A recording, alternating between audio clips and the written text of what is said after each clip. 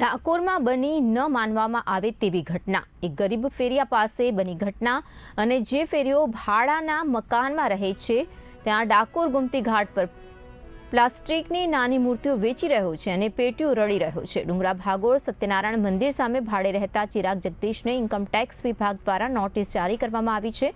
અધધ કિંમતનો આંકડો 2021-22 વર્ષના 11 કરોડ 86 લાખ તો વર્ષ 2022-23નો આંકડો 7 કરોડ 98 લાખ દર્શાવાયો છે। આમ કુલ કિંમત 19 કરોડ 84 લાખ આસપાસ નોટિસ મોકલનાર ઇન્કમટેક્સ ડિપાર્ટમેન્ટ દર્શાવાયું છે। રજિસ્ટર્ડ કવર પર લગાવવામાં આવી છે 5500 રૂપિયાની ટિકિટ। આમ આ અભણ ગરીબ ફેરિયા પર મોટું સંકટ આવી પહોંચ્યું છે। ફેરિયાએ ઘણા લોકોને પૂછ્યું ઇન્કમટેક્સની નોટિસ બાબતે, જવાબ મળતા ફેરિયો ફસડાઈ પડ્યો હતો।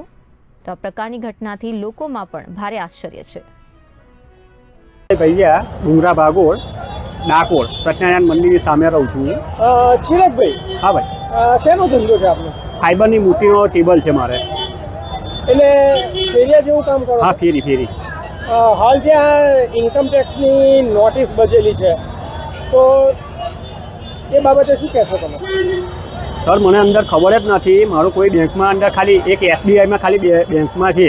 હવે એની અંદર મારે ખાલી બધા નથી, 500-600 રૂપિયા ખાલી ભરેલા છે। હવે આ નોટિસ કેમની SBI આપી, કોને આપી, આપણને ખબર નથી સાહેબ। ખાતું કઈ જગ્યાએ છે આપનું? આ SBI। આ જે નોટિસ આવી છે ઇન્કમટેક્સની નોટિસ છે, કેટલા કરોડની છે તમને એવું આમ કહી શકો છો?